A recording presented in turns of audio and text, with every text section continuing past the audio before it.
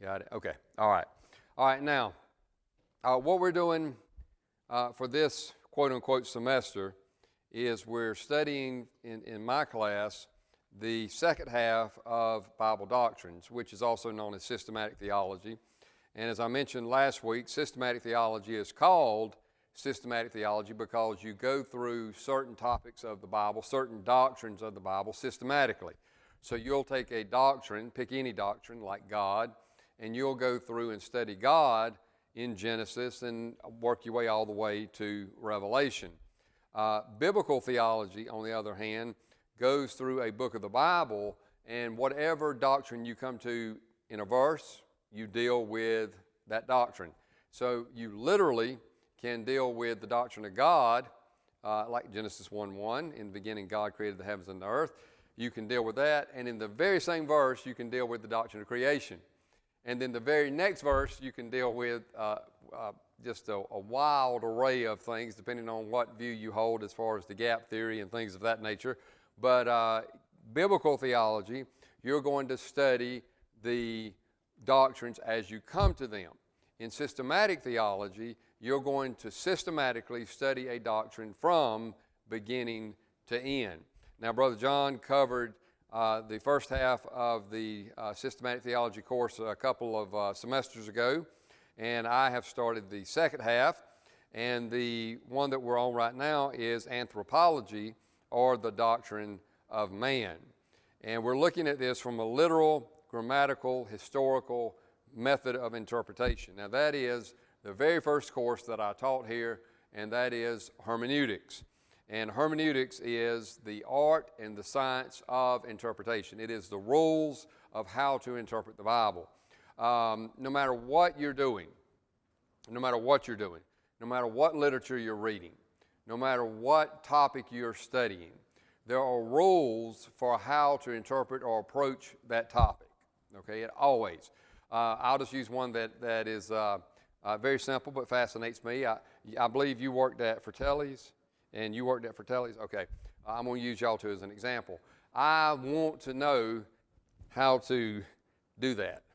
I want to know how. I mean, it looks so cool. You know, you're sitting there, you got the dough, and the next thing you know, it's 5 feet in the air coming down and twist. It's cool. All right. But I'm using that as an example of hermeneutics to say this. There are rules as to how you make the dough. Not just any dough will do that, right? I mean, it's got to be a particular consistency. It's got to be a particular way that you do it, thickness, the whole 9 yards. And you just don't take it and throw it. I don't imagine that's going to work out too well. There is a method, a set of rules for working with pizza dough. All right, it's exactly the same with Play-Doh.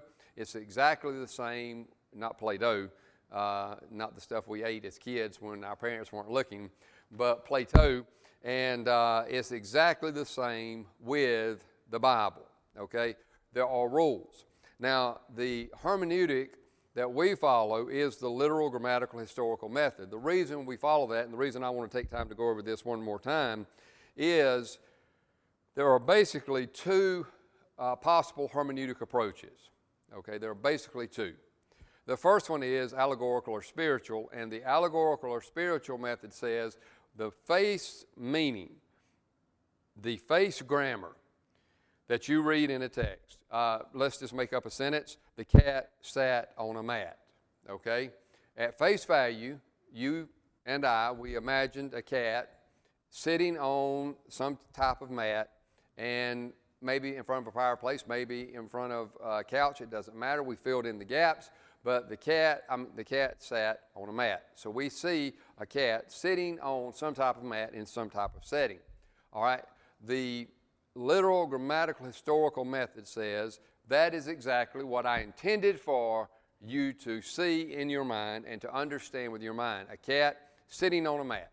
Just that simple. But the allegorical method says the cat represents the Donald Trump, and the mat represents Congress, and Donald Trump is sitting on Congress and squishing political rights out of America. Okay. You say, how did you come up with that? There are no basic rules for what an allegorical method can or cannot say a text means. The one thing the text does not mean is what the text says. It does not mean a cat sat on a mat. It means something different than that.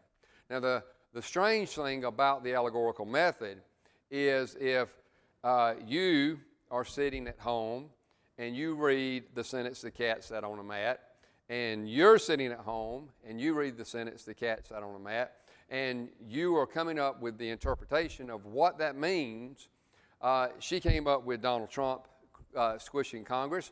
You come up with something totally different, and I come up with something totally different, and we all come together, and none of our interpretations even remotely match up. They have nothing to do with one another, okay? That's the problem with the allegorical method. And it breaks every rule of communication, okay? It breaks every rule of communication. The very first rule of communication is a speaker or writer speaks or writes to be understood by his audience. He speaks or writes to be understood by his audience clearly. As a matter of fact, one thing that makes a good speaker is he communicates clearly. And one thing that makes a poor speaker is he does not communicate clearly.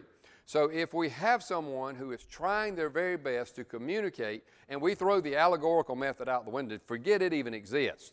Let's go back to the literal, grammatical, historical method, okay? The regular rules that we expect in communication.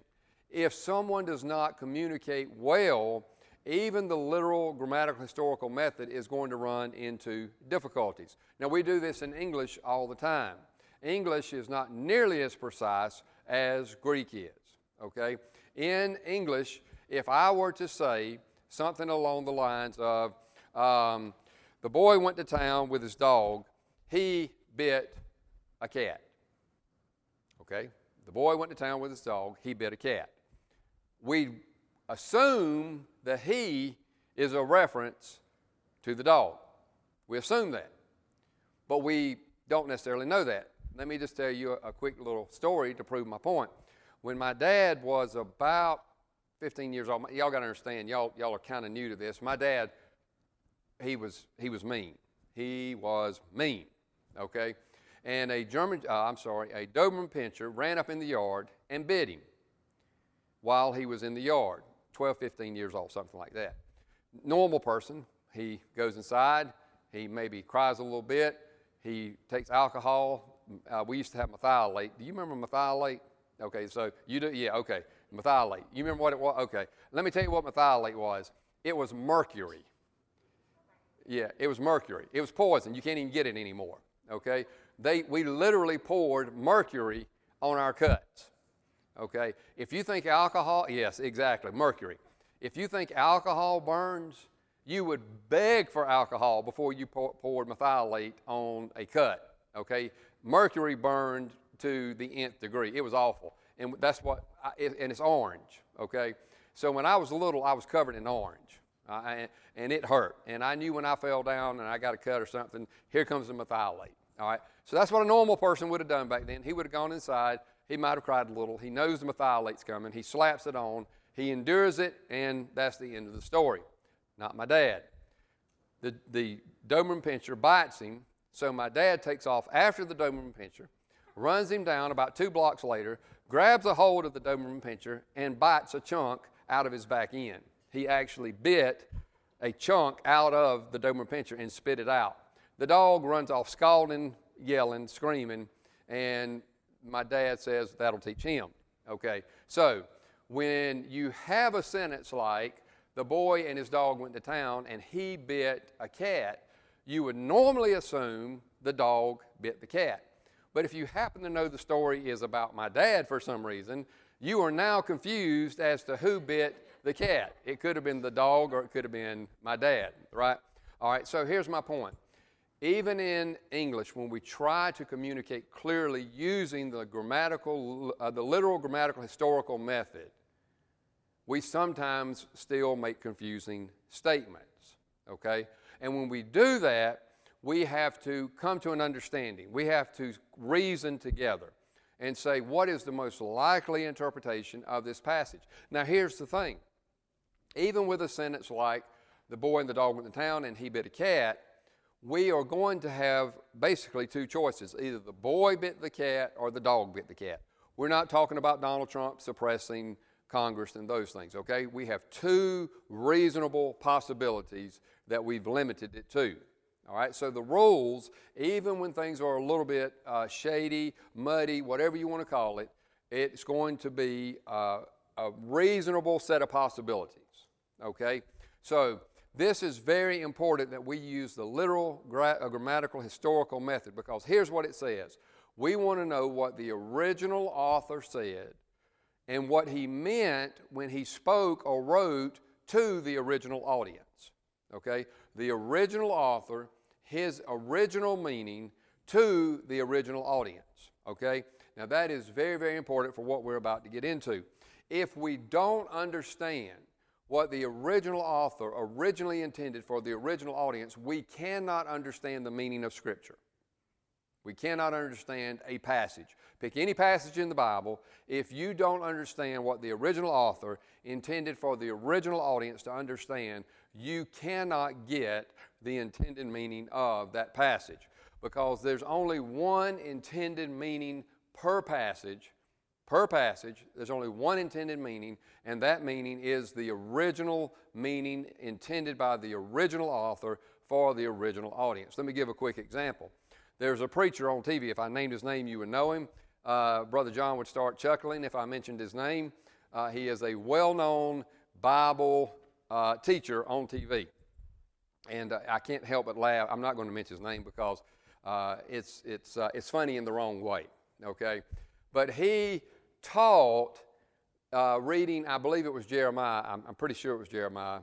It might have been Ezekiel. But there is a passage in the Bible that talks about the chariots racing through the streets with lightning flashing from their wheels, okay? Anybody want to take a guess at what that passage is talking about? Yeah, go ahead. What is it talking about? Yeah, like the Assyrian armies with speed, right? I mean, that makes sense. No. That is a reference to the creation of NASCAR. It's not, obviously. It's not. But that is the meaning that he came up with. He said, this is the Bible predicting NASCAR. Okay. So, the original audience, and he actually said that on TV. I kid you not. The original audience of Jews back in the 5th century BC would not have known anything about NASCAR, and they wouldn't have known about Jeff Gordon and Bill Elliott. They wouldn't have known about a 4-barrel carburetor. They wouldn't have known about all of the intakes and all of the they wouldn't have known any of that stuff. Wouldn't have known any of it, right? So when they hear Jeremiah or Ezekiel talking about chariots running through the streets with like lightning, they're going to do exactly what Mary Jo did. They're going to assume it is a way of saying the Assyrian army is coming through the streets so quickly that sparks are flying off of their chariot wheels and they're advancing with great speed, or something very similar to that, okay? All right, so if the original audience could not have had the meaning that somebody proposes, that is not the intended meaning of the Scripture, okay? That is the ultimate test as to whether an interpretation is possibly true. Now, if you say the original audience could have understood it this way, and you make your case, and I say the original audience could have understood it this way, and I make my case, we now have two possible interpretations based on the literal, grammatical, historical method. But if we say one of them is NASCAR, I'm going to ask you a very simple question. How many tickets did the Jews buy to go see the local NASCAR race? And you're going to have to say none, and I'm going to have to say why, and you're going to have to say because NASCAR didn't exist, and we're going to eliminate that as being a possible interpretation, okay? Now that being said, all of that being said, the doctrine of man is based upon the literal, grammatical, historical method of interpretation, and if we read the Scriptures that deal with man, we find out man is a very intricate being who was created for a very specific purpose by God Almighty, and that he is not only a very intricate creature, but he is a very special creature to the God who created him. Okay? In Psalms 8, chapter 8, verses 4, 5, and 6, we talked about this last time. What is man that you are mindful of him? And here's the question. God's up there. He's God. And whether you like it or not, we're less than ants. Okay? There's nothing to us. I just went to a funeral this week. Worst funeral I've ever been to. I wish I could say otherwise. I've been to a lot of funerals. I preached a lot of funerals. I hope they're not listening to this for God's sake, because I would hate to be rude to them. The lady was 97 years old, and the preacher didn't mention her name one time. He did not tell one story. He did not mention one event in her life, and he preached for an hour. Okay, 97 years. I still, if I had not had the little flyer in my hand, I would not have known whose funeral I was at. Okay, that's hard to do. But here's my point on that. 97 years, long life, right? I mean, we would all say she lived a full life. 97 years. But it's over. It's already done. She wasn't even alive in 1900. And she didn't even make it to 2030. We say, well, that's a long time. But not really. You see what I'm saying? It was only a couple of hundred years ago that they were at the Battle of Gettysburg. Only a couple hundred years ago. This is what's crazy. This is what's crazy. Michelle knows even more, my wife knows even more about her people than I do. They live forever. Her folks live forever, it seems like, okay? They don't die. They're like cockroaches. You can't kill them. But they are living a long time. Michelle knew 4 of her great-great-grandparents. 4 of them. And 1 of her great-great-great-grandparents. I've never even heard of somebody knowing their triple great-grandparent. I haven't. Why am I telling you that?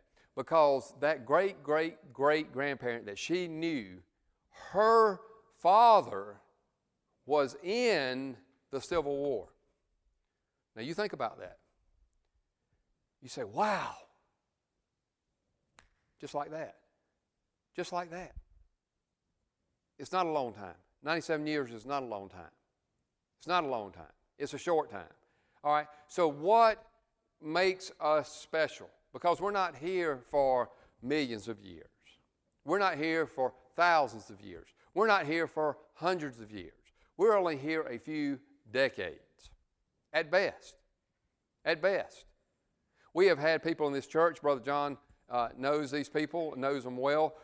Young person got killed in a car crash, and he was a young man, and his life was not even what we would think of as a normal lifespan. What's special about us? I mean, really. You talked about skateboards earlier. I'll bring that back up. When you are on a skateboard and you fall, you find out exactly how fragile you really are. Right? You do. You were in a car wreck. You find out exactly how fragile life really is. We think to ourselves, I'm Superman. As a matter of fact, I just got asked today by Alyssa, Brother John. I was asked by her. She's got 2 new German Shepherd puppies. I'm 53 years old. I retired from being a decoy. I retired for a reason. I've got scars on me because my mind says move my hand, and my hand is still there after I tell it to move, and the dog bites, and now I've got blood dripping everywhere while I try to patch it up, right? So I've retired from being a decoy. She's got 2 new German Shepherd pups, and she has another dog that is her personal protection dog. She asked me, would I decoy one more time? Would I come out of retirement and decoy these dogs to make them personal protection dogs? Okay? Now, up here, I can't wait for the opportunity. I mean, I hate the idea of getting old. I rode horses people couldn't ride, wouldn't ride. I take bites from Valaria is one of her dogs. that's a protection dog, huge head. Dog weighs 100 pounds. He has a bite force of about 400 pounds per square inch. Okay, so we're talking, he's dangerous. He is a dangerous dog. But she wants me to move him up to the next level. Okay, I'm thrilled to do that. I'm thrilled to do that here. But here, I'm a little nervous about my hands and my fingers. I'm a little nervous about my arms and my neck because the bite suit I wear does not have a collar. The bite suit that I wear does not have hand guards. I want to be able to reach and grab the dog and manipulate the dog and be able to turn my head and do all of those things. I'm a little bit, it's before y'all's time, but you may remember Evel Knievel. I grew up with Evel Knievel, so I think that affected me very badly and very deeply. I believe that I can do anything, okay?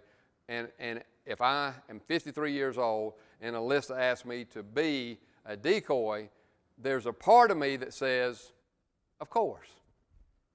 Now, why am I telling you that? Because at 53 years old, Michelle's got to give me permission before I can do this.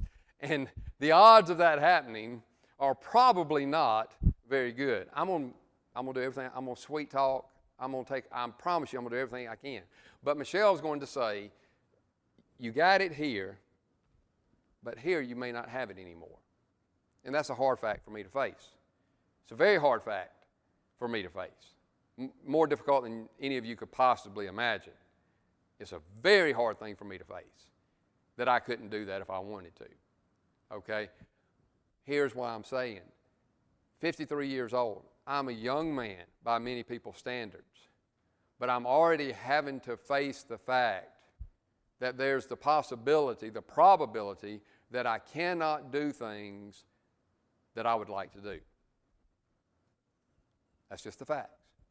So life is fragile, a car wreck. Life is fragile, a skateboard. Life is fragile, a dog biting through your hand has happened to me. Life is fragile, a dog getting a hold of your throat when you don't have a collar. It only takes one bite. One bite. I've come very close to that. One bite, and the story's over. One car wreck, and the story could be over. You see what I'm saying? So man is very fragile. So what's so special? Why does the God of the universe, who is here for trillions and trillions and trillions and trillions of years, why does he care about something as insignificant as us? The Bible says, what is man that you are mindful of him, that you think about him? All right, well, here's the deal. To know God rightly, we have to know ourselves rightly, that we're created in his image, that we are fallen in and through sin, yet we are redeemable by and through grace. All right? Now, I said this last week, and I'm going over this a little bit, but I hope to cover a lot more territory in just a moment. But what I want to say is this: man is not autonomous, regardless of what secular theory says. You do not have the right to make any and every decision you would like to make. It's not possible. Okay? Common sense tells you that. And I'm saying this on film, so if I get arrested, it's because somebody twisted what I'm saying, but I can't decide that I'm going to sit up in a building and wait for President Trump to drive by and shoot him with a .33-78. I can't do that. Okay? I can try it. I might even get a shot off. It's possible that I might kill him, but here's the deal. There are people watching trying to stop me. They're making sure that I don't do that, like that man that just got convicted for the golf course attempted assassination, right? He woke up, I'm going to kill the president. That was his idea, but he couldn't do it. Somebody stopped him. There were parameters. There was a box around what he was allowed to do. Now, that is a simple, overly simple illustration. But man is not autonomous, but he's also not incapable of faith. He's not incapable of faith, okay? You can't do anything and everything you want to do, but you can exhibit and have faith. You have that capability, Okay? Now, those two things may seem unrelated, but they're very important for you to understand who you are so that you can understand who God is. Okay? God says, Josh, we talked about it in Sunday school this morning. How do I feel about Superman? I don't like him, right? I hate Superman. Can't stand Superman. I like, which one do I like? Batman. I am a Batman guy to the end. Okay? That's just the way it is. It's that way. All right? But here is my point on that. You can choose to like Batman or Superman. Nobody can stop you from doing that. You can choose whichever one you want. You have the perfect capability of doing that. But no matter how much you may want to be Superman, you cannot. Now, I am Batman, so we'll just have to live with that. But Superman, you can't be Superman. You can't fly. If I shoot you with a gun, the bullet's not going to bounce off of you. You can't see through the walls, and you can't do all the things that Superman does. It's just a fact. You can choose to try to do it, and it ain't going to work, right? So God has put limitations on you as a person, on every one of us. God has put limitations. He has rules that say we can only go so far and do so many things, and after that, when we violate those rules, we find out the consequences very hard and very severely. But we do have the capability of exhibiting faith. We do have the capability of exhibiting faith, okay? I'm going to give a very simple example of that, if I may. Many of y'all know that I studied a lot of languages, biblical languages, okay? And so one of you may come to me and say, can you tell me about the Hebrew word chesed? Okay, can you tell me what that word means? And I give you an answer. And you say, Josh is going to get on Google and look it up, but the rest of you may say, he said that chesed means covenant love, covenant devotion, and it has this connotation, and it means this in these circumstances. And you're going to say, I have faith that Jim knows what this basic Hebrew word means. Okay, now, that's a simple example of you having faith. But what happens when you are faced with the creator of the universe, and the creator of the universe tells you who you are and what you can and cannot do? There are laws. And you have to believe or disbelieve that creator of the universe and either accept his plan of salvation or deny it. You have that ability to put faith in the creator or to take the faith and put it in something else. You have that ability. God's laws that don't let you be Superman do allow you to exhibit faith. He gave you that capability, okay? That is within your power. That is one of God's gifts to humans. And that is very important because the Bible says in Ephesians chapter 2, verses 8 and 9, for by grace are you saved what? Through faith. And that not of yourself. It's the gift of God, not of works, lest any man should boast. Okay? So God gives you the ability to exhibit faith so that you can accept or reject His laws and His plan of salvation. John chapter 3, verse 16. Ian and I went over it a dozen times a couple of weeks ago. For God so loved the world that He gave His only begotten Son, that whosoever believes in Him, faiths, literally, Ian, in the Greek, whoever faiths in Him. We have to translate it as believes because faiths is not a verb in the English language. But it's more, you remember I stood up in the chair, right? And I said, I'm putting my full and total faith that this chair will hold me up, okay? In the Greek, it is not believing in the sense of believing in Santa Claus. It is not believing that if I run fast enough that I can outrun Alyssa's protection dog, okay? I can believe those things all I want to. It ain't going to work out, all right? But if I faith something, then that means I have total 100% confidence that that thing is so. So, for God so loved the world that He gave His only begotten Son, that whosoever faiths in Him, believes in Him, should not perish but have everlasting life. You have the ability to faith in God if you choose to, okay? So, let's talk about the origin. And by the way, using the literal, grammatical, historical method, reading Genesis chapter 1 through Genesis chapter 3, looking at the words themselves. There's no other way to interpret Genesis 1 through 3 than as a literal story, okay? Moses talks about Adam and Eve as if they are real people. That's what he does.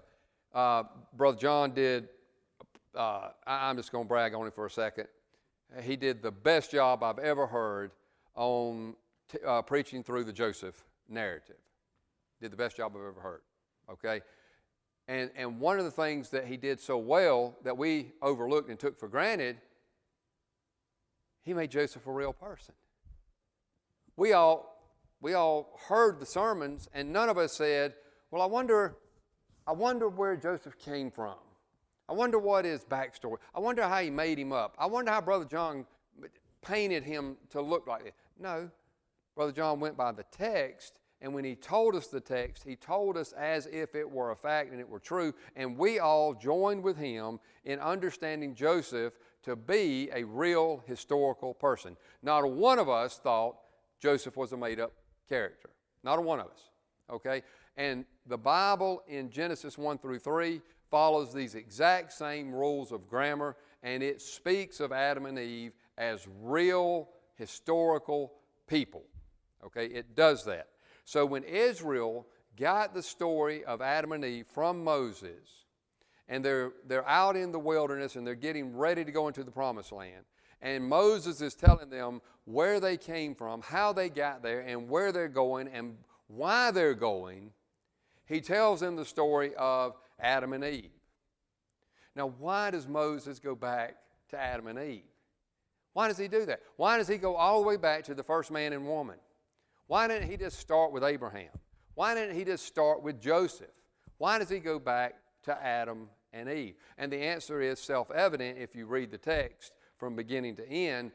Moses wants us to know exactly where we came from and how we got in the condition we're in, and why God chose Israel, and why Israel has a special role in God's plan of salvation. That's what he did, okay? But for that plan to make any sense at all, Adam and Eve have to be literal historical figures just as much as Joseph had to be a literal historical figure for the Moses episode that follows after it to make any sense. The Moses story is predicated upon the Joseph story being a real story. How do we know that? Because it starts off with the Moses story. And there arose a Pharaoh over Egypt who knew not Joseph. That's how the Moses story gets started.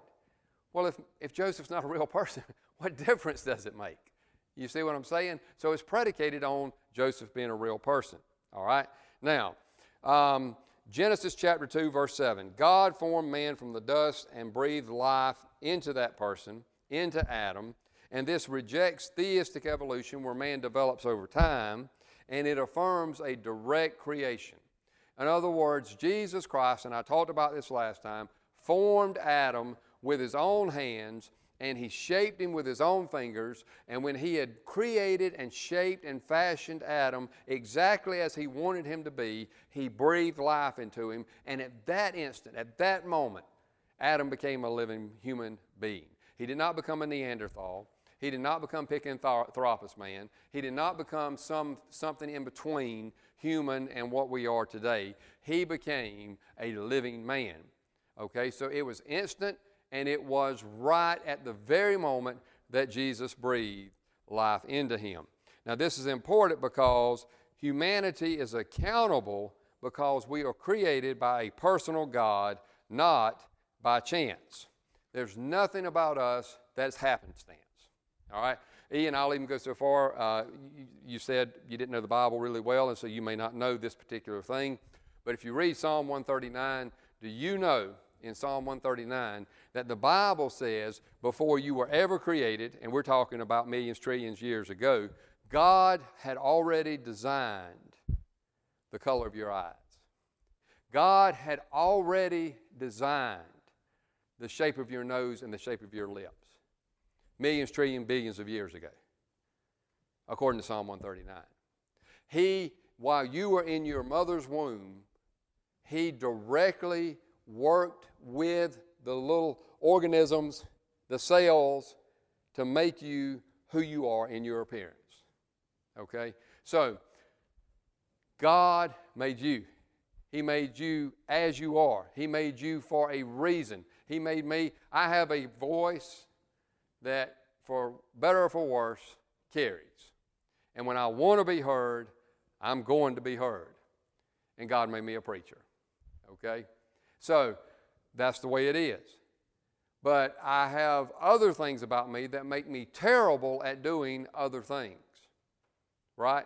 So God gave me certain characteristics to be able to do certain things in life, and He gave me certain characteristics that I can't do other things that Josh, I'm going to reveal a secret to you. I'm not really Batman, and I'm going to tell you how you know. I'm terrified of heights. Okay, so when I stand on the edge of the Empire State Building and I'm looking down over the crime, I'm petrified. Okay, so that disqualifies me. But don't tell anybody else. Okay, but that's why I'm disqualified from being Batman, because I have a shortcoming that God created me in a particular way. Now, we are created in the image of God. But what is the image of God? Well, there's a lot of things that go into us being created in God's image. It goes deeper than what I'm going to go tonight, but I do want you to know there are certain things that are tied to being in the image of God. First of all, we are rational. God is a rational being, and we have the capacity to reason. We should never accept anything that is unreasonable because someone says, well, if you can't figure it out, just have faith in it, and that shows that you have faith in God, and everything's going to be fine. No, God is a rational God. He gave us rationality. And if something is unreasonable, we should question it very long and very hard before we begin to accept it. For example, Jesus, we talked about it in Sunday school this morning. It is irrational and unrational for someone to create Jesus as the Savior. It is. Since y'all were not in my Sunday school class, I'll tell you this. Josh and Ian heard it. The Gospels are stupid. Okay? The Gospels are completely retarded. All right? They are, if you leave God out. They have women witnesses. Who cares? In the ancient world, when a woman witnessed something, it was less than worthless. Yet the women were at the foot of the cross. The women were the witnesses to the resurrection at the grave. The woman at the well was the witness that Jesus was the Messiah. And the list goes on and on and on and on. And when Jesus comes to resurrect Lazarus, what did Mary and Martha say? If you had been here, my brother would not have died. And Jesus said, if you know with whom you spoke, you would know that I'm going to raise him from the dead and that I am the life. And she said, I believe that you are the Son of God. You are the Christ. You are the Messiah. It's a woman. So what that she said that? The point is this. A person that was trying to create a hero to found a religion on would not found a religion on women witnesses. It's not rational. But that's what makes the Gospels ultra-rational. Because nobody, no human, would have written it that way, so that only leaves one reasonable explanation, that God wrote it that way because that's the way it happened, you see. All right, so we ought to believe the Gospels, not irrationally, not blindly, but we ought to believe them because they demand our attention, and when we apply our reason to them, we find out that we cannot escape from the reason of the Gospels, okay? Morality. We have a sense of right and wrong. If you take out the American law system, and you take out the Russian law system, and you take out the Chinese law system, and you take out the Jewish law system, let's take them all out. Let's take every one of the law systems in the world out. There's still a sense of right and wrong. You cannot escape that.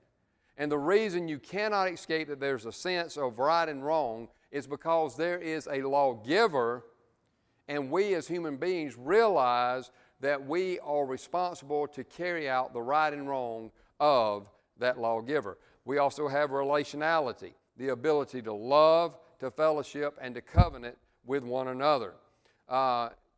People often ask me this, why did God allow the devil to exist? He could have just did away with him, right? But here's the catch to it. Brother John, you and Miss Bonnie, how long y'all been married? Get it right now. 22 years? Okay. Think that's right? Okay, y'all better be right. All right, so 22 years. All right. How long did you know him before he asked you out?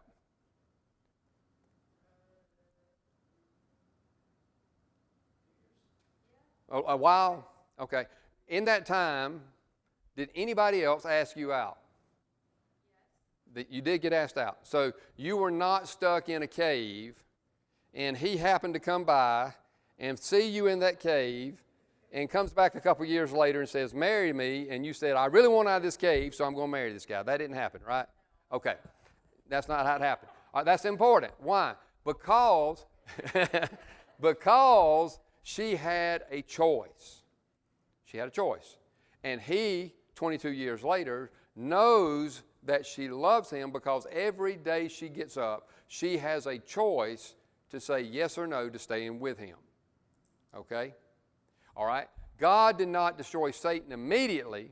He allowed him to exist because it gives us the opportunity to say yes to God or to say yes to another suitor, another wooer, another person who wants our affection and our desires.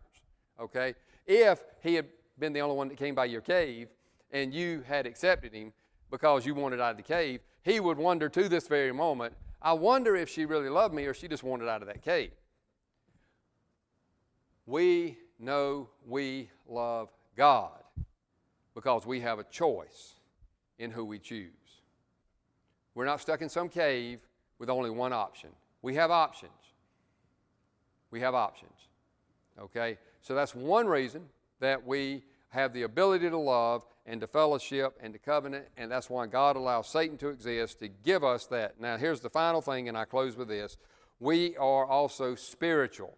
We have the capacity to know and worship God. We are not without a spiritual element. We're not without a spiritual element. God is spirit. God is truth. Okay? If we did not have a spiritual element, we would not have the capability of knowing and discussing and talking with, communicating with God. Okay? Josh, me and you and Ian, I'm not going to put Brother John in this. He's out of the age range. I'm going to put myself in with the young guys here. Okay? Girls, do you understand them? No. I don't either. I mean, I've been married 23 years. I ain't got a clue. I got a daughter on top of having a wife. I ain't figured it out, okay? Now, here's my point. Here's my point on that. When we try to figure out girls, we're not girls. And we have to try to figure out a foreign, alien creature, okay, that does not think the way we think. They just don't, all right? But God allows us to have a spiritual element that does communicate with Him, and it's not some foreign alien creature, but it's something near and dear to us. We have the ability to communicate with a spiritual God because we have a spiritual element. So that's part of the image of God. Now, next time I'm going to cover anthropology one more time because it's so important and it's going to set the stage for so many other doctrines. But what we're going to talk about next week is the post-fall condition, what happened to that image of God, and then we're going to talk about the constitution of man, dichotomy, trichotomy, and we're going to talk about the purpose and the fall of man, and we're going to cover all of that next week. So I'm going to spend 3 weeks total on the doctrine of man. But once we get that down, it's going to allow us to explode into a lot of other doctrines and go very, very rapidly in things because we'll have the foundation laid. Okay? Thank y'all for coming. Don't tell anybody I'm not Batman. And women, please forgive me for calling y'all foreign creatures, but we really don't understand y'all, so it's just the way it is. Okay? All right. I do appreciate y'all coming, and thank y'all so much.